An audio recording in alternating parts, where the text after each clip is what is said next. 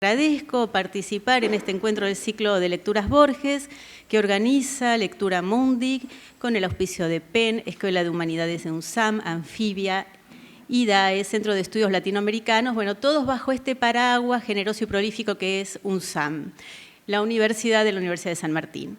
Voy a presentar muy brevemente, voy a hacer una poda de currículum que ustedes sabrán perdonar, pero en todo caso pueden recurrir a las páginas web de Luisa Valenzuela, la primera que voy a presentar. Todos sabemos que es periodista, escritora, viajera impenitente, que ha dictado seminarios y talleres de escritura en universidades norteamericanas. Fue fellow del New York Institute for the Humanities, entre otras instituciones norteamericanas. Sus cuentos publicados hasta 1999 fueron reunidos en el volumen Cuentos Completos y Uno Más. Es autora de libros de microrrelatos, entre ellos, porque hay más, Breps, Juego de Villanos, 3x5 y Generosos Inconvenientes. Tiene publicados varios libros de ensayo. Traten de leer Peligrosas Palabras, se los recomiendo. Su extensa obra novelística comprende, entre otros títulos, Cola de Lagartija, Novela negra con argentinos, La Travesía, El Mañana, Cuidado con el tigre y La Máscara sarda, El profundo secreto de Perón. Su obra ha sido extensamente traducida y estudiada. Es doctora honoris causa de la Universidad de Knox, Illinois, y miembro de la American Academy of Art and Science. Ciudadana ilustre de la ciudad de Buenos Aires, presidenta del Centro PEN argentino. El año pasado organizamos unas extensas jornadas en su homenaje. Próximamente también los vamos a comunicar acerca del libro resultado de esas jornadas. Luisa va a hablar del Borges lúdico, ¿no? Es famoso ese poema tan citado de Borges, que él no ha sido feliz, que él lamenta no haber sido feliz. Bueno, acá nos va a mostrar Luisa otra cara de Borges, no solo la que surge de su obra literaria, de algunos de sus obras, sino del encuentro personal que Luisa tuvo con Borges, del que fue amiga, y pudo ver esa picardía, una vertiente de humor mordaz en Borges del que va a dar cuenta. Luego vamos a escuchar a David Jacobson. Otra vez podo currículum, sabrán perdonar y van a estar contentos, así les doy rápidamente el paso a ellos. David Jacobson es traductor norteamericano, es editor y crítico literario. Durante años integró el equipo de redacción de la New York Review of Books y dirigió la redacción de la revista Correspondence. ¿Correspondence? ¿Sí? Dio clases de periodismo cultural en New York University, llegó a Buenos Aires en el 2005, se formó en psicoanálisis en Mayéutica, institución donde empezó a dar clases sobre Joyce. Coedita y traduce al inglés una revista afiliada a Mayéutica que se llama El Gran Otro y es director de la nueva revista del Centro PEN, filial argentina, la pueden ver en internet, La Pluma en el Blanco. El título de su ponencia va a ser Un libro y un laberinto, Borges como difusor y crítico de Joyce. Justamente lo que va a tratar David es esta relación entre el Borges que lee a Joyce, que lo critica, pero que vamos a ver qué pasa si no hay una incidencia joyciana en la obra de Borges. De eso va a dar cuenta David. Y nuestro último expositor es Jorge Torres Zabaleta. Escritor, autor de las novelas La Casa de la Llanura, El Palacio de Verano, La Noche que me quieras y El Verano del Sol Quieto, de los libros de cuentos Memorias del Viento, el último libro, el del año pasado, El Borde Peligroso, y también de un particular libro que es Bioy Casares o La Isla de la Conciencia, donde aborda aspectos de la vida y de la obra de Bioy Casares, porque ya nos va a contar Jorge, él conoció a Bioy Casares desde muy joven, casualmente vivieron, tenían, por una cuestión de departamentos, edilicia, lo conoció a Bioy Casares y a su mujer Silvina Ocampo, ellos le presentaron a Borges, así que bueno, ese libro, Bioy Casares o La Isla de la Conciencia, retoma aspectos de la vida y obra de Bioy Casares y también vemos la cercanía de Jorge con Borges.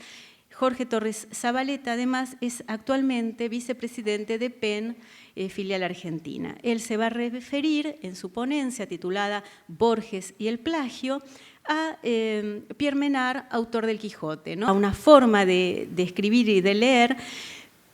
Y tal vez lo que siempre está, que se evade, es una palabra a la que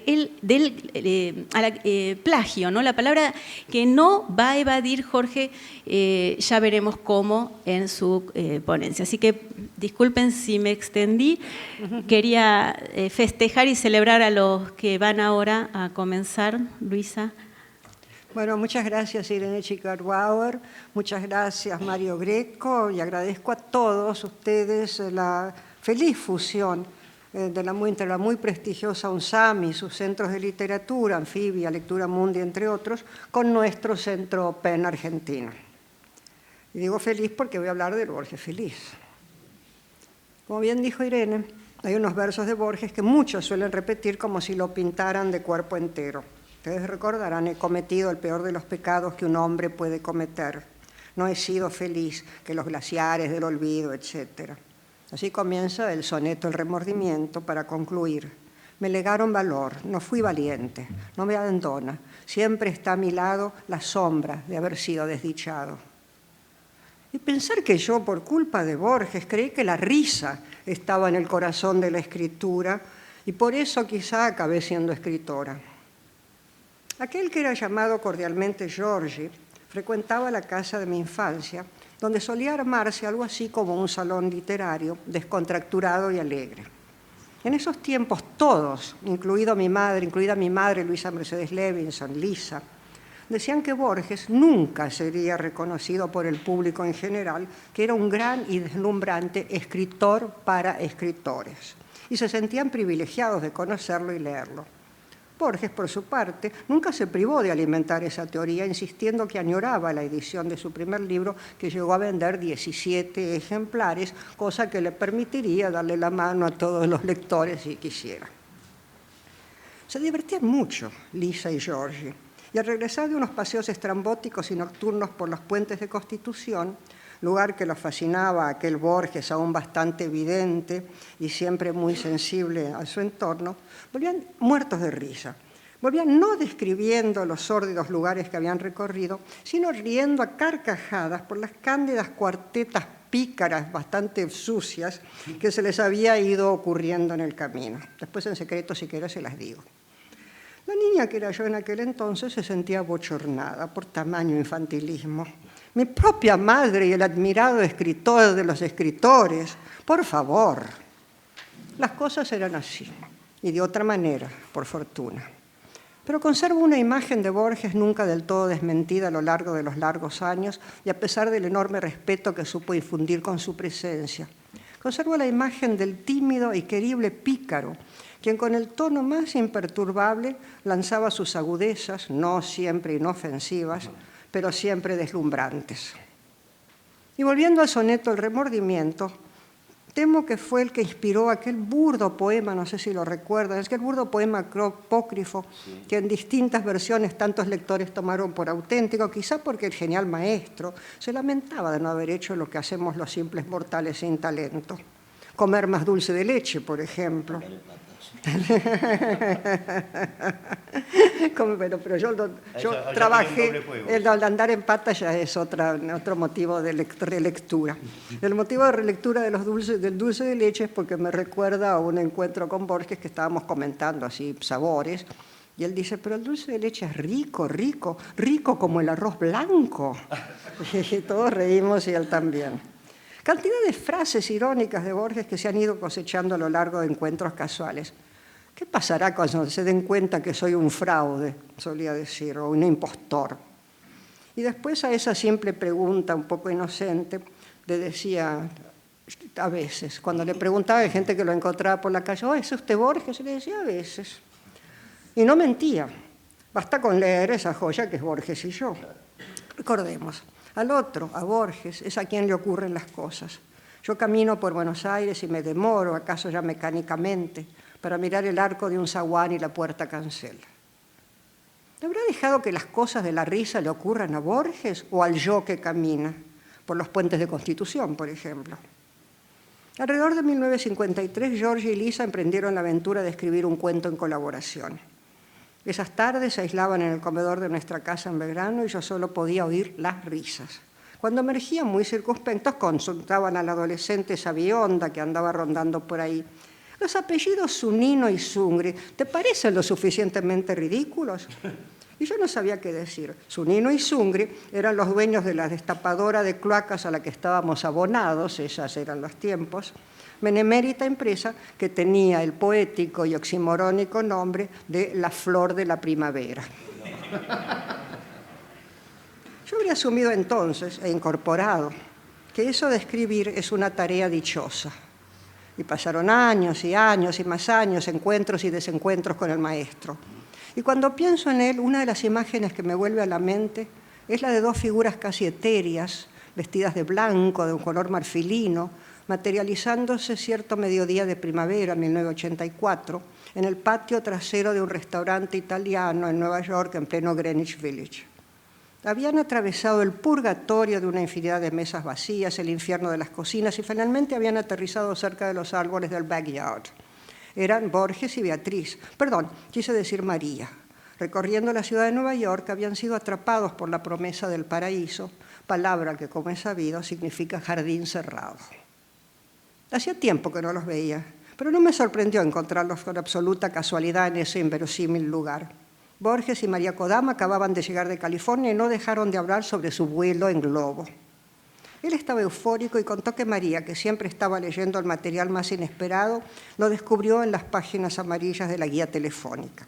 Sobrevolaron el Valle de Napa y Borges estaba eufórico. Éramos solo 5 a bordo, contaba, y nuestra alegría fue infinita. Como en los sueños, pude sentir la verdadera sensación de volar, de dejarse elevar por los vientos. Yo no nos contó del ruido infernal que hacen, cosa que me enteré después llevando a otros escritores en globo por México, cuando encienden las llamas para hacer subir al globo y es un estruendo infernal, pero eso no contó. Y el vuelo resultó en esa ocasión el tema inevitable, dado que al día siguiente ambos regresarían a la Argentina. Isn't it a pity, comentó Borges en inglés en medio de una charla en nuestro idioma. Isn't it a pity, reiteró más de una vez, eso de tener que dejar Nueva York. Para que se dejara de ser una lástima, corrí al teléfono, llamé al Instituto de Humanidades al que yo pertenecía y volví con una invitación para ambos el semestre siguiente, ofreciéndole a Borges todo lo que quisiera. Por supuesto, ya no era más en absoluto un escritor solo para escritores, era el escritor de todos. Y volvió Borges, acompañado por María Kodama, y yo tuve que pagar mi espontáneo arranque siendo su interlocutora en un curso que dictó en la Universidad de Columbia y en su presentación multitudinaria en NYU, la Universidad de New York, la misma que había tenido la osadía de contratarme como profesora. Pero esta es otra historia que también tiene sus dobleces de humor, por supuesto. Y a instancias de Borges, cuando volvió en aquel momento, oportunidad, pasábamos por las tardes en Mateo, por Central Park, escuchábamos jazz por las noches. Nos dejaba agotados, pero en fin, también esa es otra historia. También, inolvidable, una de esas tardes concerté una entrevista. Tantos recuerdos divertidos iban desgranando Borges y María en los ratos libres que opté por proponérsela para la revista Vogue estadounidense. Y fue así que, blandiendo un diminuto grabador, me dirigí al hotel donde estaban hospedados. Nos reunimos en la gran habitación del maestro y, cómodamente instalados los tres en la gigantesca cama con el grabador en el medio, Borges y María fueron desgranando sus insólitas aventuras de viaje. Acaba de aparecer el libro Atlas con fotos de María Kodama y breves textos borgianos. Pero no eran esos los temas que habían ido surgiendo en nuestras charlas privadas. Borges mencionaba Madrid, Sevilla, su amada Ginebra, Roma, Amán, El Cairo, Lisboa, Milán, Nueva York, un verdadero atlas. Todo había empezado, creo, al comentar mi sorpresa ante la pasión peripatética de Borges cuando él antes detestaba moverse de su casa. El maestro reconoció entonces que los días en Buenos Aires le resultaban espejados, unos idénticos a los otros. En cambio, en viaje cada día era nuevo y sorprendente. María no pudo haberme hecho un regalo mejor que este gusto por viajar, había agregado. Quizá incluso continuemos y vayamos a vivir en Japón. No está mal, ¿verdad?, para un hombre que subió a un avión por primera vez a los 50 años. Yo traté de pensar que era algo heroico. Pero a bordo había un recién nacido que lloró todo el trayecto y arrasó con el prestigio épico del vuelo. Las epopeyas ya no son posibles en el mundo moderno, pero hay espacio para la sorpresa.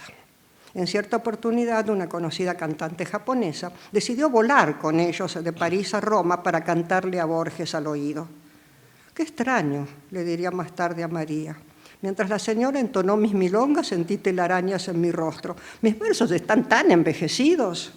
María, siempre con los pies en la tierra, aún en pleno vuelo, le aclaró: «¿Qué ideas, Borges? Ella es una señora muy elegante, esas eran las plumas de su sombrero». Ambos reían felices. Aquella tardecita neoyorquina recordar situaciones semejantes. Transcribo sus dichos verbatim porque la entrevista fue publicada. En los viajes, dijo Borges, nos divertimos como chicos, dice María en realidad, pero a veces Borges me preocupa. Se mete en las situaciones más estrafalarias, le encanta hurgar en lo desconocido, a mí también. Por eso creo que viajar con él por el mundo no es una carga. Solo los regalos que recibimos en el camino pueden volverse una carga. La idea es viajar ligero y liviano de espíritu, pero iban sumando cargas, la rosa de oro, sin ir más lejos. Fue uno de sus premios, pero ¿qué premio? Borges lo recibió en Palermo, Sicilia.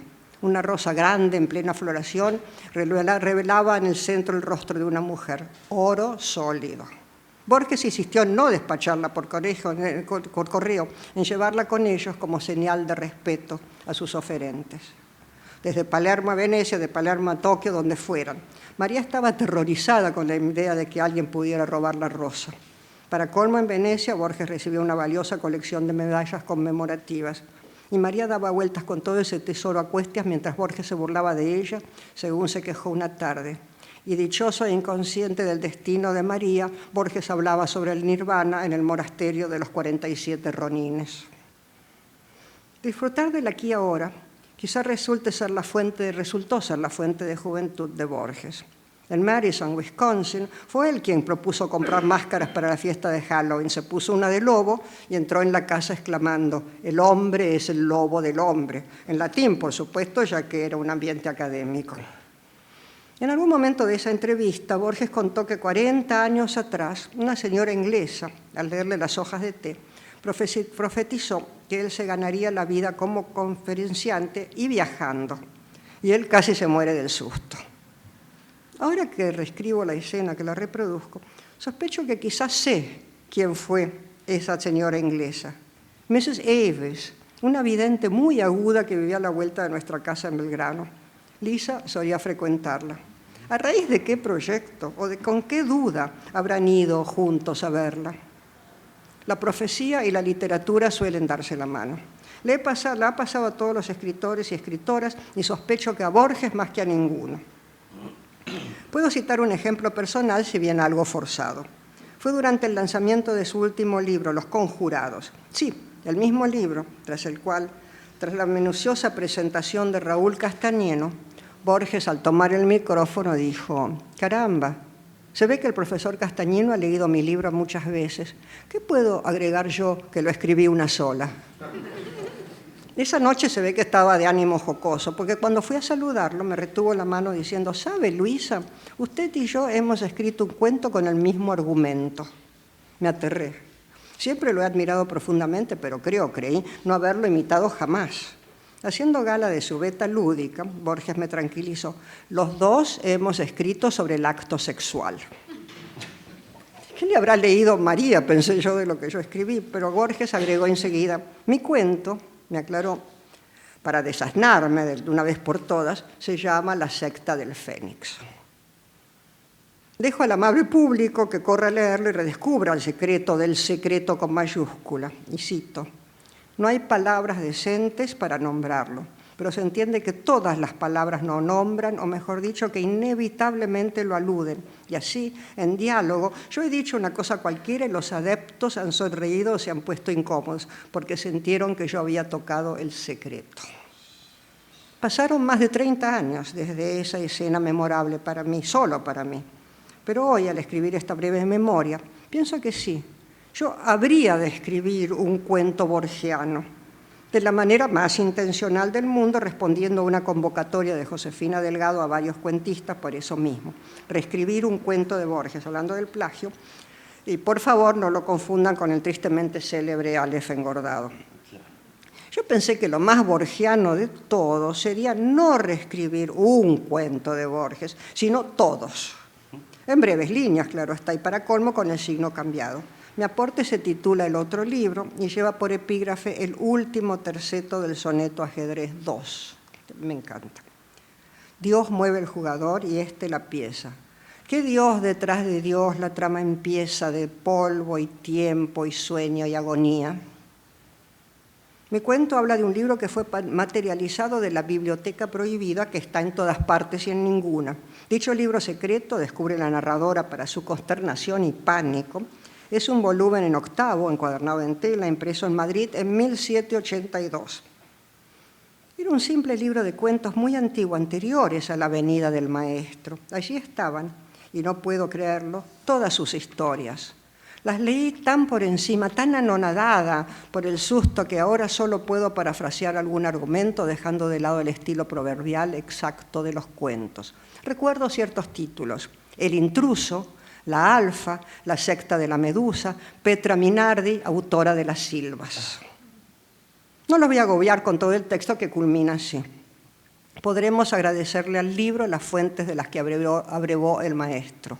Si siempre hay un antes, cabe la esperanza de que haya un después. Por todo esto reiremos con ganas, como tantas veces se dice. Rió y ríe el maestro donde quiera que esté. Y para cambiar de juego, abrí al azar, el otro día, el libro Los Conjurados y encontré la siguiente frase. Esta noche me has dicho sin palabras, Abramovich, que debemos entrar en la muerte como quien entra en una fiesta.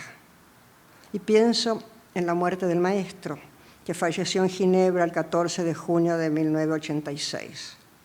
Han pasado 30 años y es como si fuera ayer. En los meses anteriores estuvimos en contacto telefónico de Nueva York a Ginebra y me invitaron al festejo del casamiento y siempre lamenté no haber podido ir como no pude viajar para el sepelio. La llamé a María poco tiempo después y una frase me salió del alma.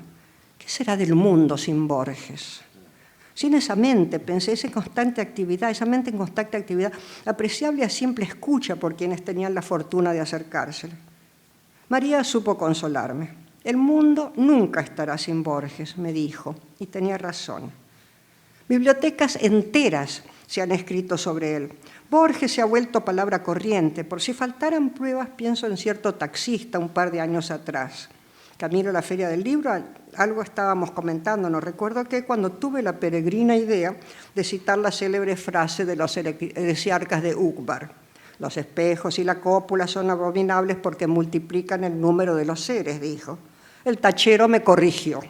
No, señora, me dijo, los hombres, los espejos y la cópula son abominables porque multiplican el número de los hombres. Y tenía razón. Pero lo importante es que se multiplican, tal como se sigue multiplicando el número de lectores de Borges siempre en el mundo entero, ese mismo al cual, según propias palabras, todos tienen derecho, salvo los políticos. Muchas gracias.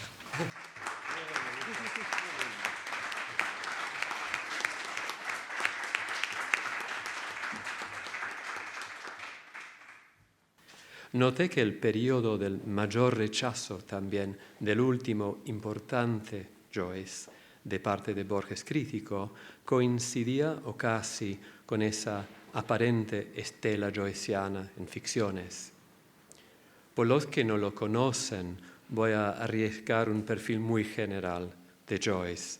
Después, hacer un recorrido rápido de Borges crítico, de la obra de Joyce, para hablar al final de esos elementos supuestamente joycianos en ficciones, dada la concisión borgiana, que es un aspecto crucial de su relación con Joyce. Son momentos muy puntuales.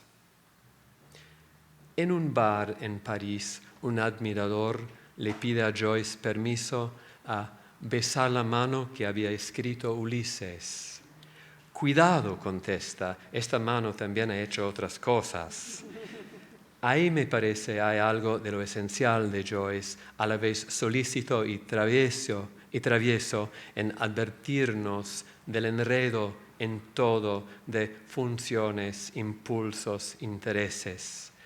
En el mismo nombre de la ciudad Dublín, que sigue haciéndole tanto ruido en su exilio permanente, suena de forma coloquial la duplicación Dublin como Dublin. Al mismo tiempo, desde la infancia, su lectura mundi, su vocación para conocer y sobre todo mapear el mundo, a veces con ese exceso constructivo del que le retará Borges, lo deja perplejo acerca de qué viene después del mundo y del universo. No podía haber un muro, piensa el niño Stephen Dedalus, pero podía haber allí una línea delgada, todo alrededor de todas las cosas. Captando quizás este espíritu de explorador, Borges abra su reseña precoz del Ulises del año 25 para proa con una metáfora cartográfica. Se jacta de ser el primer aventurero hispánico en descubrir este país enmarañado y montaraz. Simultáneamente publica una traducción de una sola página, la última de la novela, o sea, del final del famoso monólogo de Molly Bloom, 20 años antes de la traducción completa de Subirat. La de Borges es un modelo de fidelidad no servil, de libre juego, que siempre acata las dinámicas de la prosa original. Joyce comentará de la versión de Subirat, dilata y reforma el idioma inglés. Su traductor tiene el deber de ensayar libertades congéneres. ¿Qué encuentra Borges en esta novela? Admira el logro de la realidad total, quiere decir la amalgama de lo real y de las soñaciones, su realización de la visión de Schopenhauer, que la vida real y los sueños son páginas de un mismo libro. El Ulises manifiesta la dualidad de la existencia, esta inquietación ontológica que no se asombra meramente de ser, sino de ser en este mundo preciso.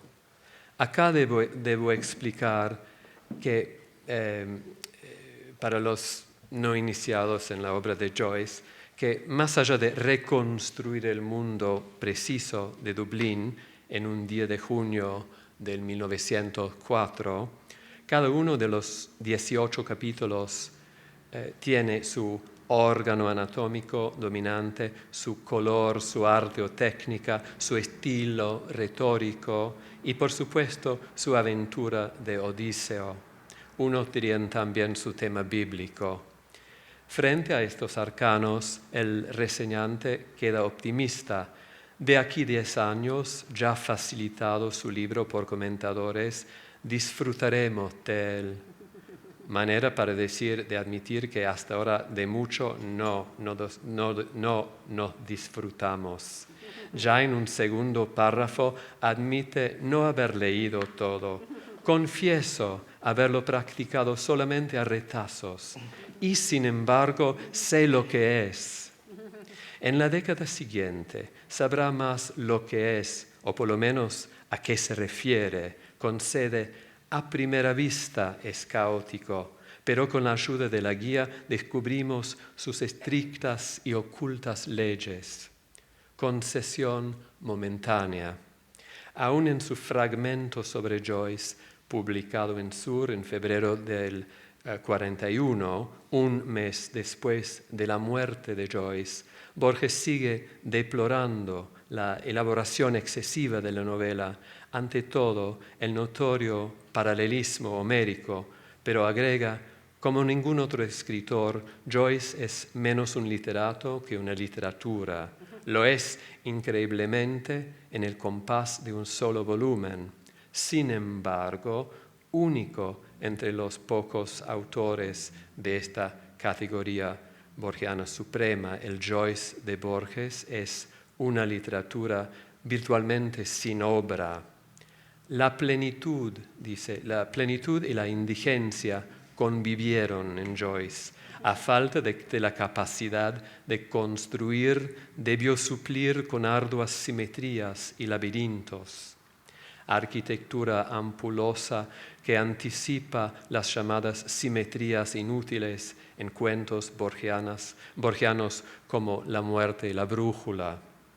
El Joyce que importará a Borges es un hacedor de frases, a veces dignas de las mejores de Shakespeare, pero al final frases sueltas, sin contexto.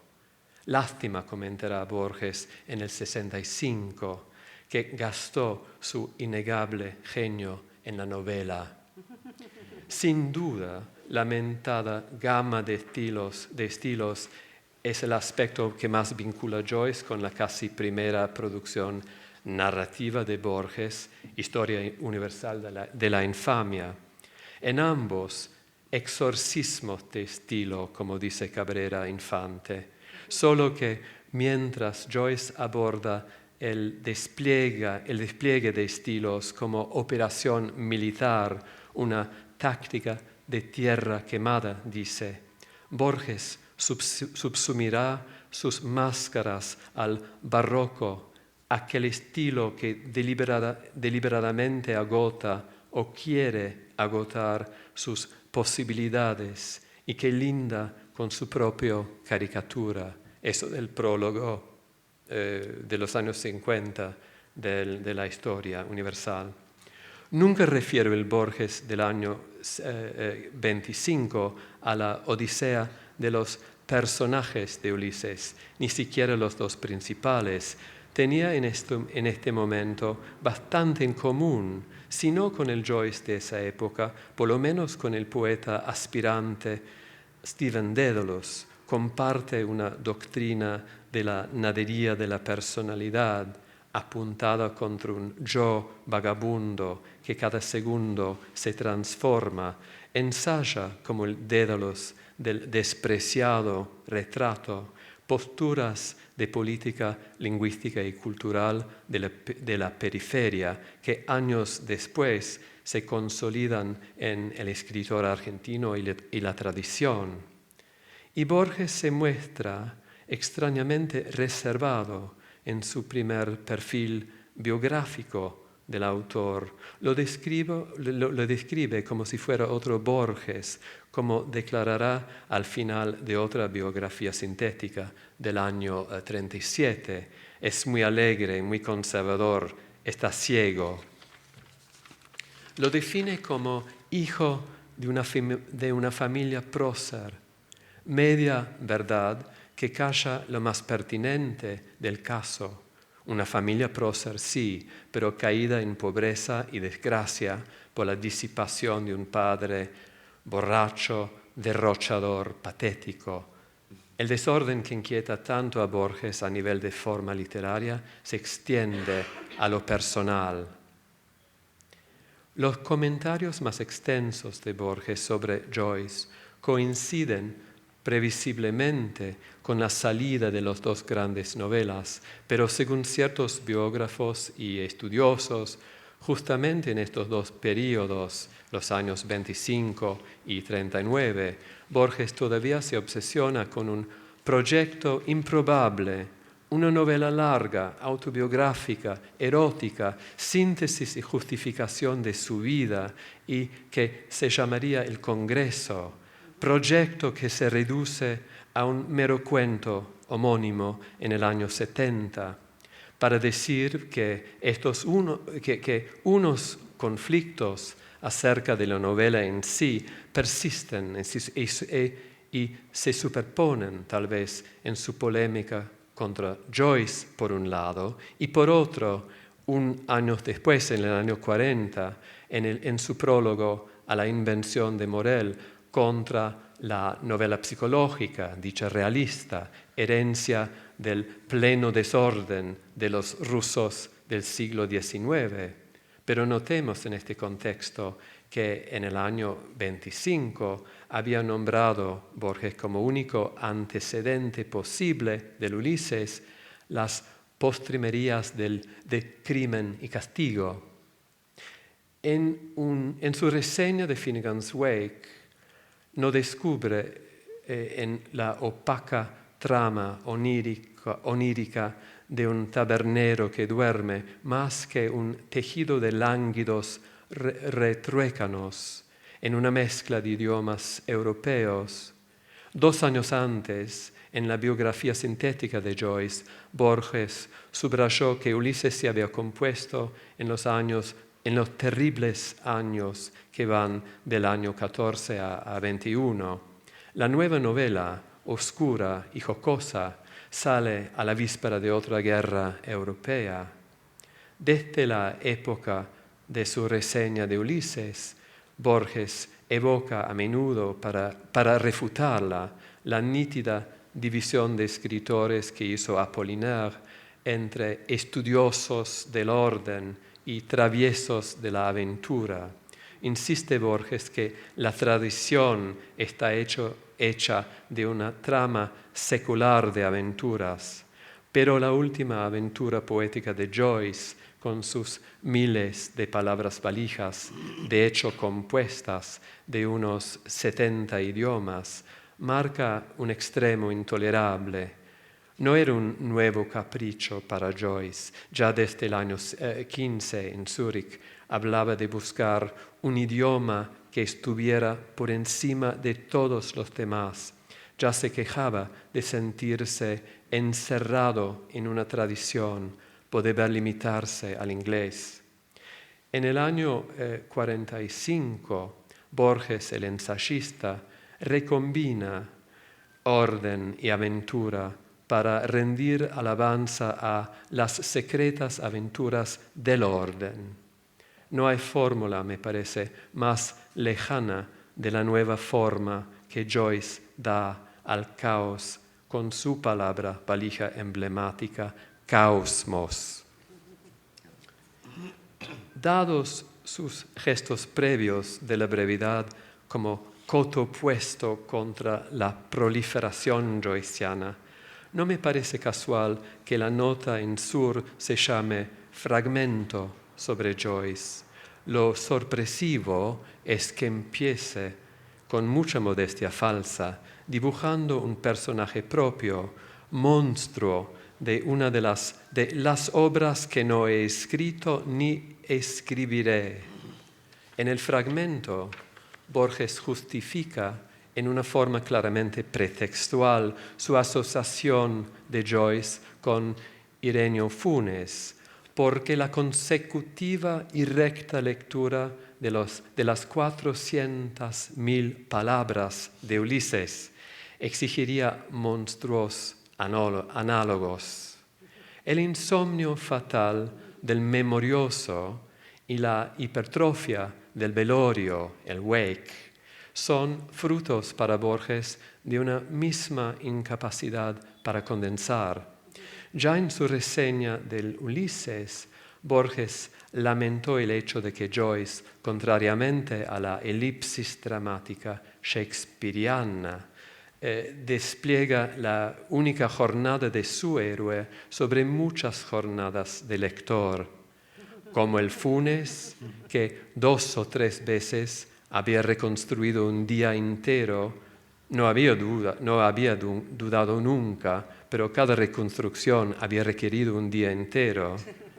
Confiesa el narrador del cuento frente a la balbuciente grandeza de esta vida incomparablemente rica, pero incomunicable. Me entorpeció el temor de multiplicar ademanes inútiles.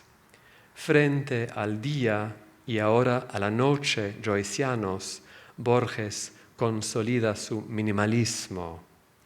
Finnegan's Wake, años antes de la ganzúa que desgraciadamente exige, queda un laberinto en el que se perdieran todos los hombres. Frase que sí, cito, del jardín, de los senderos que se bifurcan, cuento del 41, tan cercano en el tiempo, entonces, a las 2 notas sobre Joyce. No quiero decir que este gran cuento es una glosa satírica de Finnegan's Wake, sino que junto a objetivos mucho más altos, hace guiños a la consternación que despierta este libro. En el jardín, el gobernador chino, Zui Pen, renuncia a sus poderes mundanos para dedicar 13 años a escribir un libro y a construir un laberinto.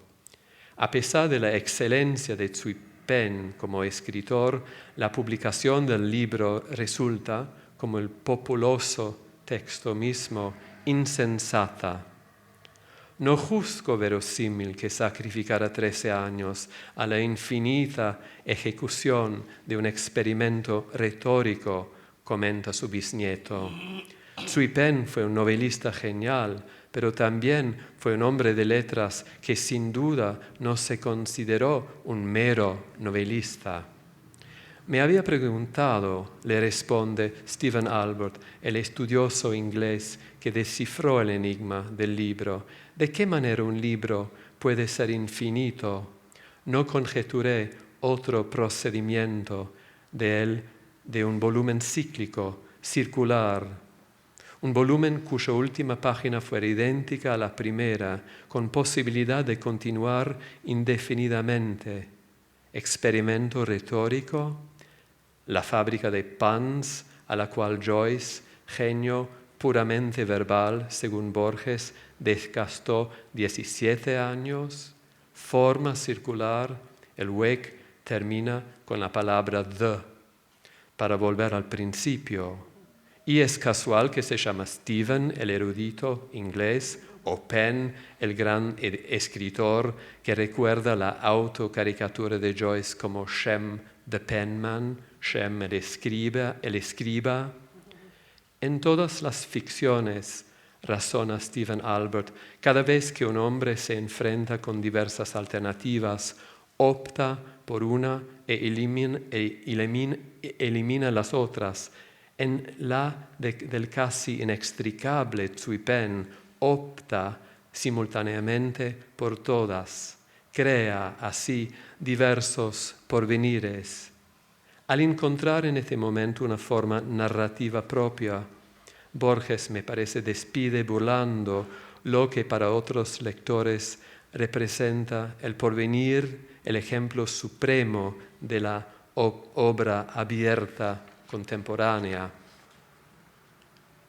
De nunca narrar las tramas de los 2 libros mayores de Joyce, el cruce constante de ocurrencias entre Daedalus y Bloom, la tan esperada, tan fallida fusión final entre los 2, el lazo tenaz entre los hermanos rivales de Finnegan's Wake, sus 1000 microepisodios de la coincidencia de los opuestos. Borges, crítico, borra la pista que une Joyce con su propio teatro en ciernes de destinos cruzados entre víctimas y victimarios, complicidades que formula con una concisión sin igual al triunfo del Moreno sobre Martín Fierro en el duelo de El Fin. Ahora era Nadia, mejor dicho, era el otro. Pero hay en El Fin un tercer personaje. Postrado en un catre, como Funes, se vuelve por un infarto recién sufrido el anti-Funes. Vive de puro presente. Sirve, según Borges, de contraste a lo que entran en combate. De todas maneras, sirve de contraste con su apellido eminentemente joyciano o finneganiano en cuanto nombre valija bilingüe. De hecho, el cuento empieza con este nombre, Recabarren, apellido vasco bastante común eco claro de recabar, reunir, reclamar, demandar, pero con el apéndice de una palabra inglesa, barren, que significa yermo, estéril, desértico. Uno recoge o pide, pero en vano, vanidad de los deseos humanos. Sin embargo, este barren es un suplemento, no un requisito para entender el cuento. Si sabes inglés, realza el sentido, pero un sentido ya implícito en la trama. Es un artificio decoroso, no exige guía. Recabarren no pide nada, acepta con tranquilidad su nueva condición de parálisis. De esta insólita actitud el narrador opina: a fuerza de apiadarnos de las desdichas de los héroes de las novelas, concluimos apiadándonos con exceso de las desdichas propias. Gracias.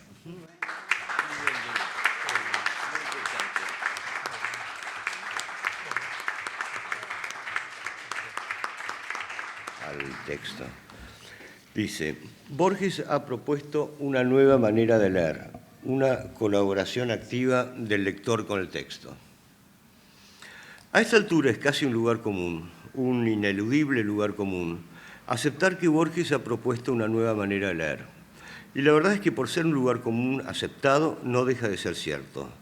Lo que Borges ha hecho es revitalizar el texto a través de su lectura y al ampliar el foco del tiempo de lectura, ha convertido una realidad aparentemente fija en algo dinámico, que cambia de sentido gracias a las mutaciones del tiempo, de la época, del momento en que se lee un texto, un clásico por ejemplo, y hasta del autor que lo ha escrito o al que se le atribuye tal o cual obra.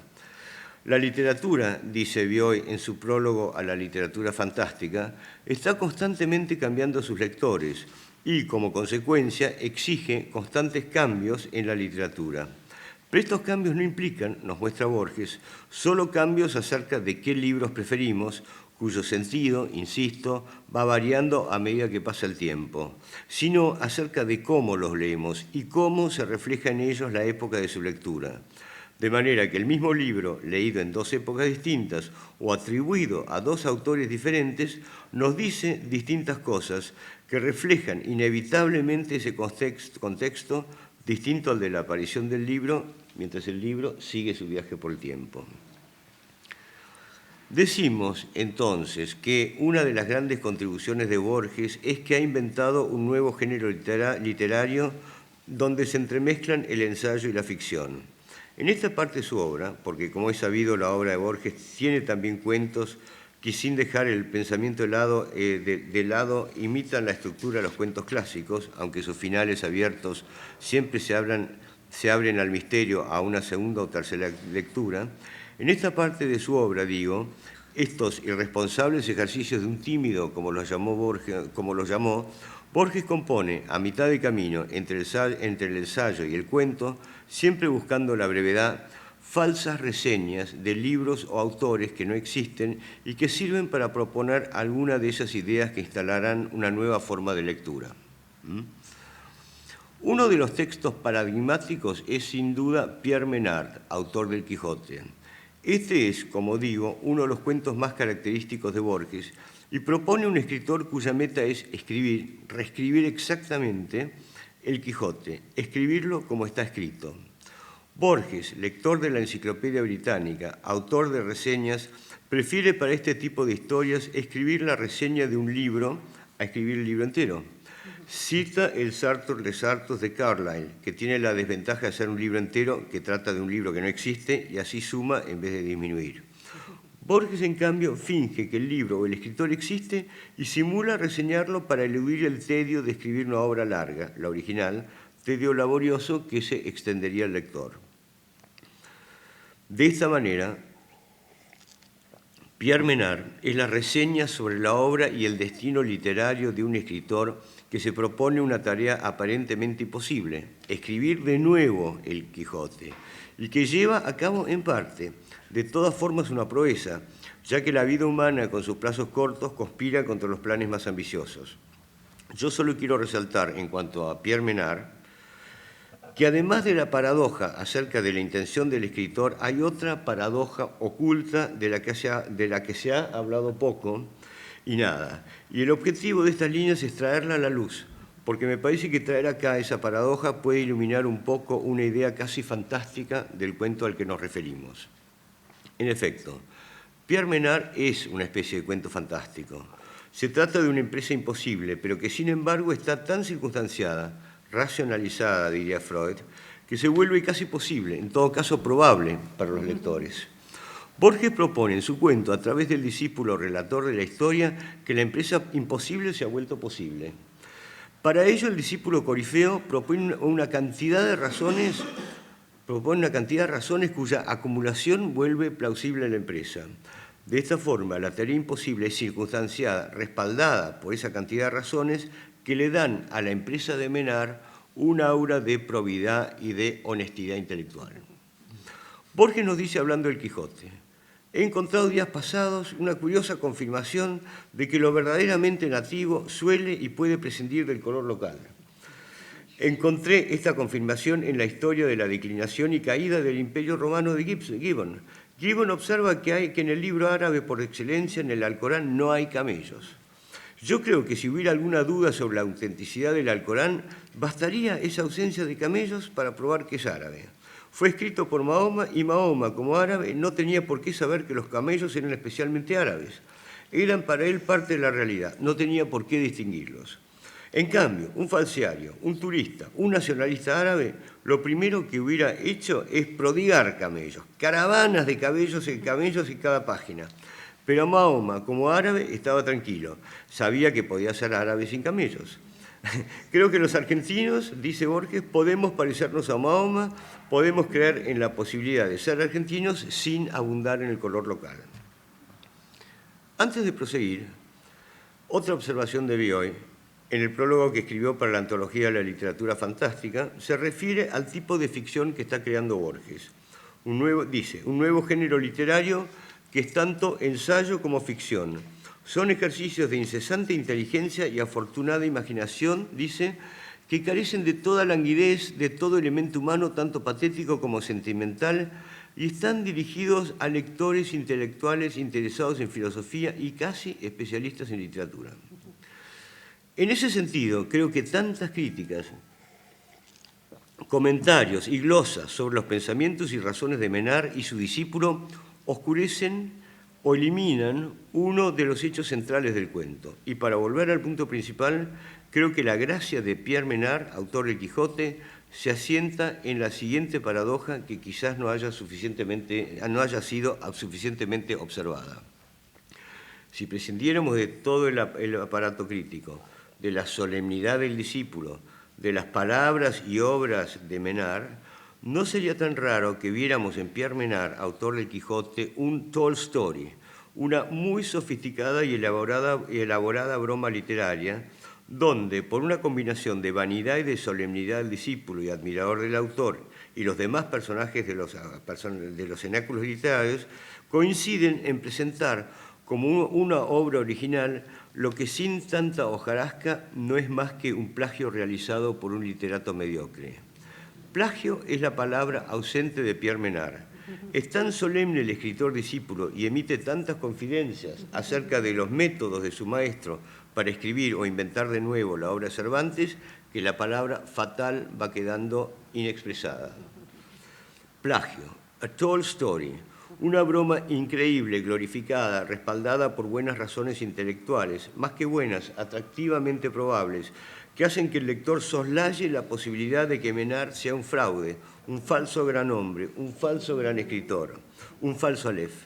Sentimos una realidad en el cuento. Aquí lo fantástico orilla la broma, pero hay que decir que como en toda broma que se respete, el hecho de escribir, reinventar, reescribiendo exactamente igual Quijote, hay un fondo indudable de seriedad.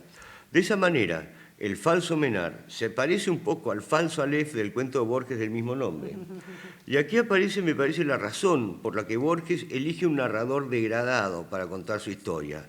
Ese narrador corifeo prejuicioso, snob, antisemita, trepador de los círculos literarios por interés propio, no puede tener un verdadero juicio crítico, sino para seguir asumiendo y acrecentando su propia importancia. En realidad, su adhesión a Menard, adhesión en el sentido estricto de estar pegado al escritor, le impide, porque no quiere, porque no le conviene, ningún juicio crítico que finalmente recaería sobre él. Él debe decir que Menard es un gran maestro. Él debe proclamar, para mantener su importancia, la probidad intelectual de Menard.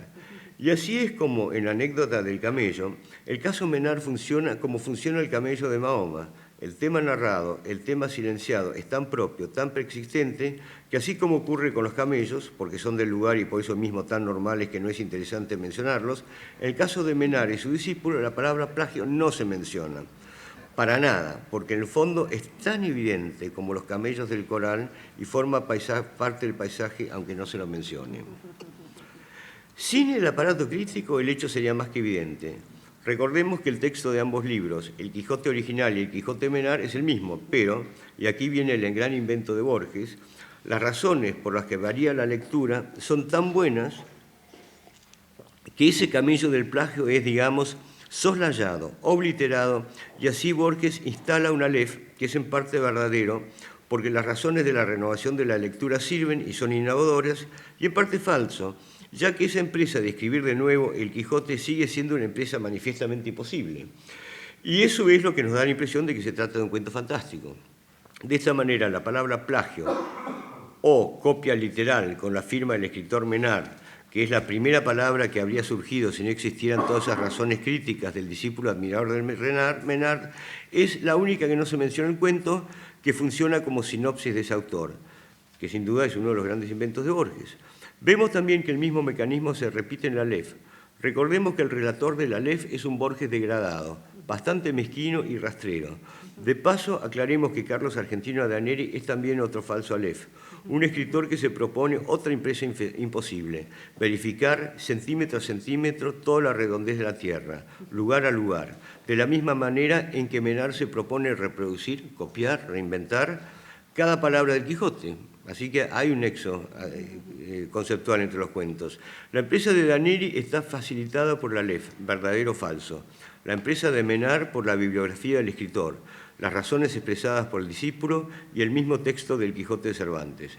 En el Aleph, tanto el escritor empeñado en la tarea imposible, Daneri, como el Aleph sospechado al final del cuento, parecen tan precarios como Renard, lo cual no quita que en el camino se produzcan revelaciones interesantes sobre la literatura y la influencia del contexto en que se elabora cada libro. La diferencia entre Daneri y Menard es que Daneri, menos inteligente, no encuentra mayores dificultades en su empresa. Cree que es posible trasladar la visión total del Aleph que tiene ahí disponible en el sótano y despachar centímetro a centímetro cada paraje, cada lugar del planeta.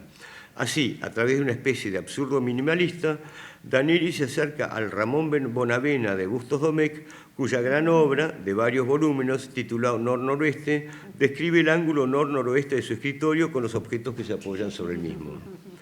Pero volvamos a Pierre Menard y al plagio. Es indudable que a la larga su repercusión sí fue inmensa y que la teoría de Borges sobre la lectura se ha incorporado al pensamiento posmoderno.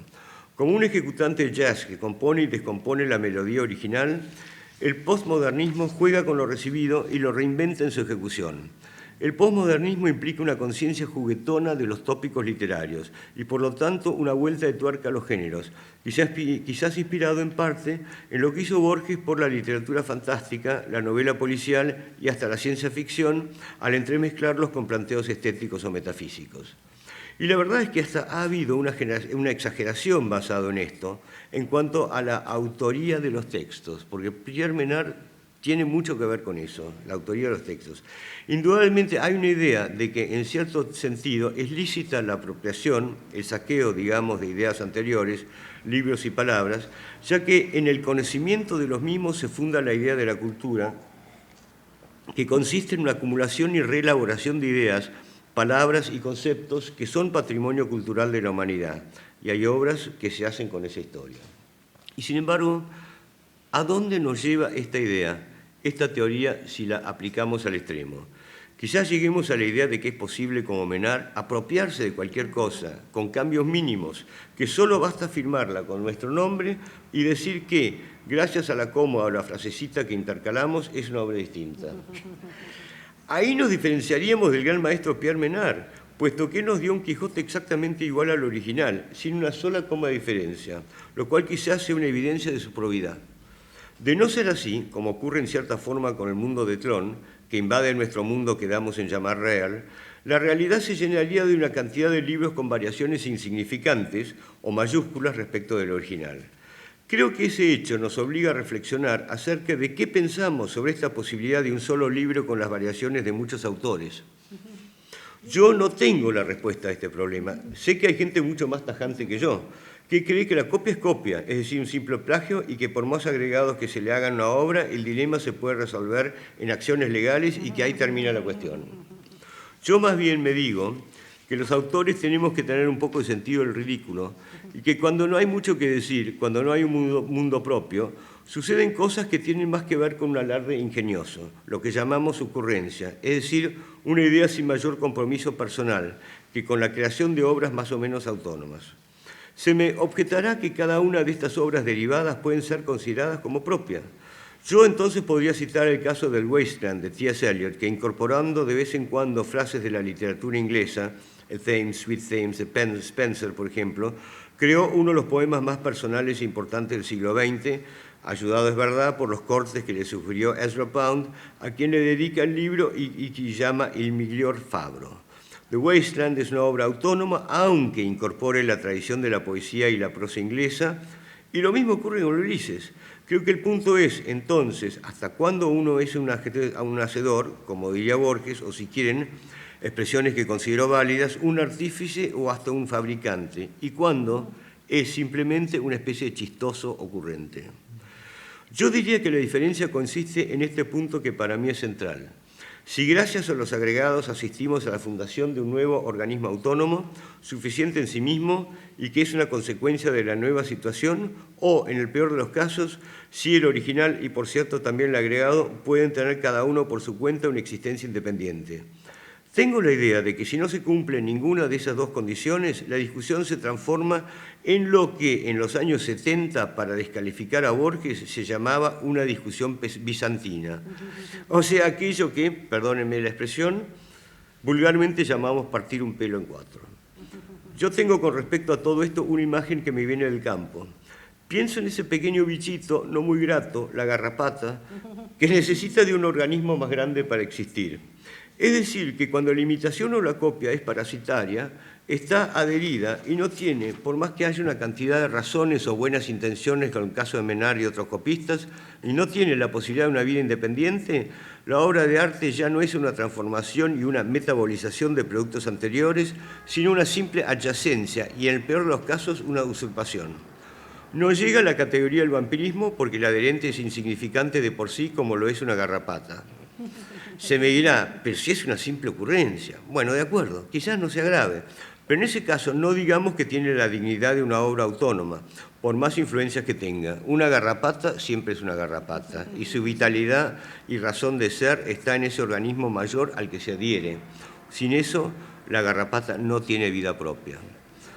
Volvamos entonces, para ir cerrando, al hueco de Pierre Menard, el plagio, ese camello que no se menciona porque sin todo el apoyo teórico sería más que evidente que lo primero que saltaría a la luz sería la palabra plagio o el término apropiación, un concepto más elusivo que en que no entraría a discutir ahora. No seré yo quien resuelva este punto.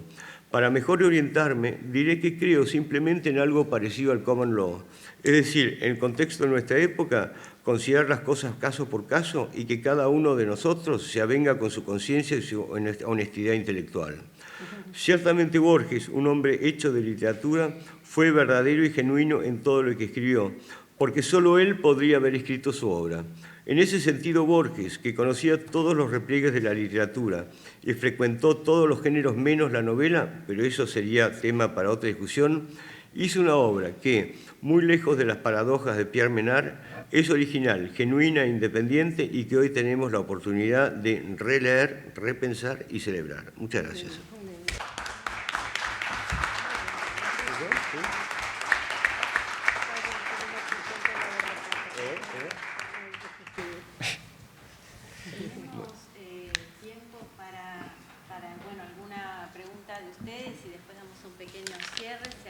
quiere preguntar o dialogar con los expositores.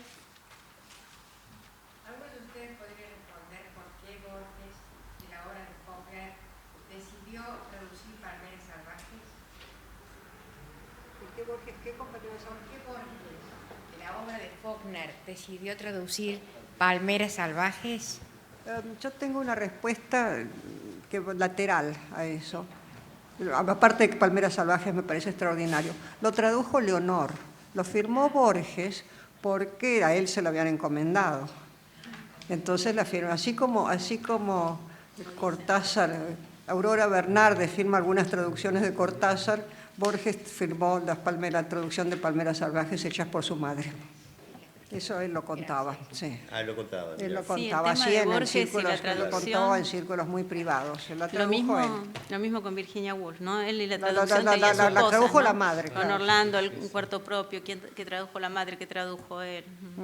Sí. Yo no creo que sea porque justamente Palmeras Salvajes le haya parecido el mejor libro de Faulkner, porque él ponderó sobre todo Luz en agosto, ¿no? Luz de agosto y Absalom.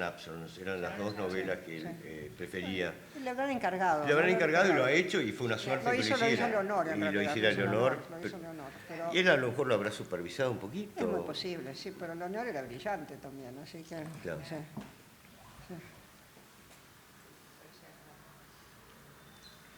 Pero lo lógico es que se lo hayan encargado, ¿no? Claro. La editorial. Frías que lo tenía en trote. Sí, ahí están todos esos misterios con Borges, ¿no? ¿Quién tradujo? De la madre, él está con otros libros, ¿no? pasa lo mismo. Orlando, ¿no? Tradujo Claro, con Orlando, Orlando y con un la cuarto madre, propio. sí. Y bueno, y ahí hay un tema, pero no vamos a ir a Borges y Virginia Woolf, pero hay un tema también, con Borges y Virginia Vos Woolf. conoces bien el tema de Virginia Sí, Woolf. ¿Algo más? ¿Alguien más? En cuanto a Pierre Menard, yo siempre pensé que, como Borges siempre decía, que pedía disculpas porque él se había apropiado antes que nadie de algún texto, hablando de un poema propio de él, incluso lo consideraba como, me parece a mí, como era muy idealista en el sentido platónico. Me parece a mí, esas son las lecturas que hago yo de... Todavía no entiendo la pregunta. No, lo que quiero decir que él siempre pedía perdón por haberse apropiado él antes Claro. que nadie de algún tema o de algún... Claro.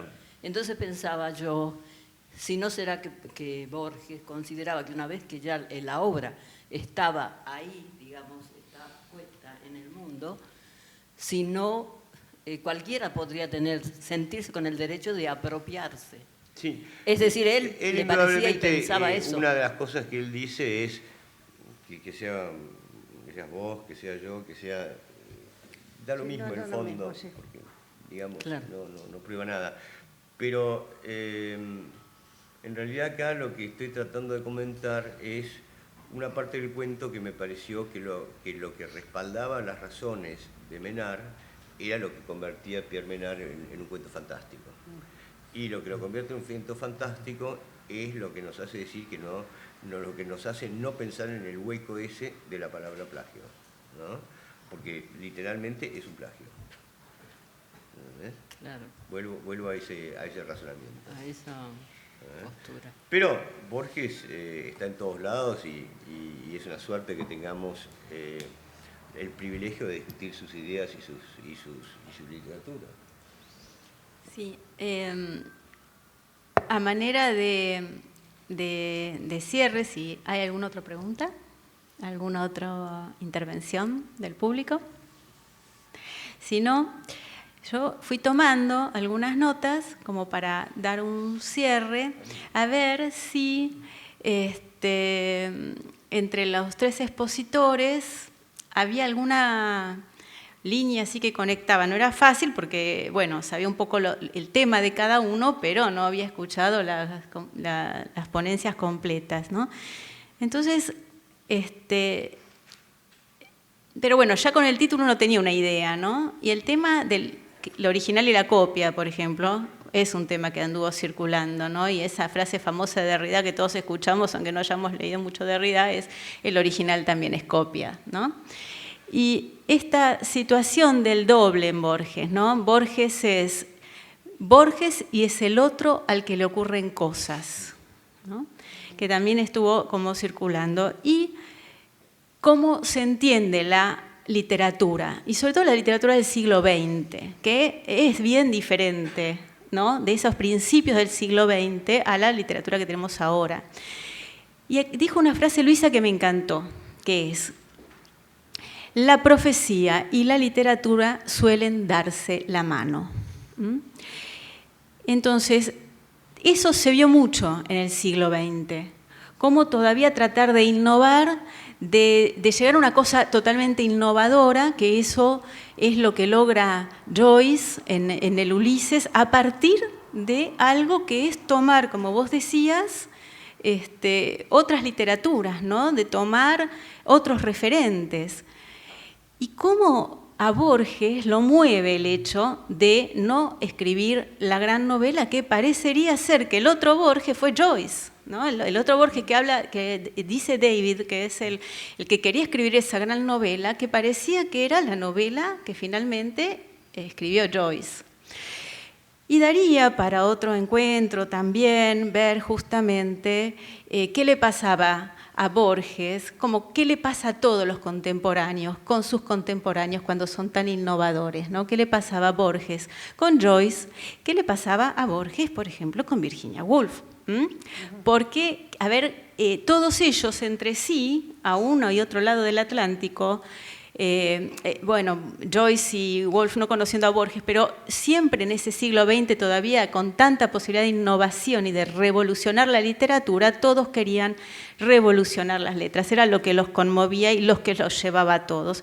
Y finalmente, me encantó esto de la propuesta de David de leer en contrapunto, ¿no? El jardín de los senderos que se bifurcan con Finnegan's Wake, con esa estructura, ¿no? De circular, cíclica, en donde también el tema que se ha estado viendo todo el tiempo, es el tema del tiempo, que es el tema también de la literatura del siglo XX, ¿no? Que es Proust, que es Joyce, que es Virginia Woolf, que es Borges.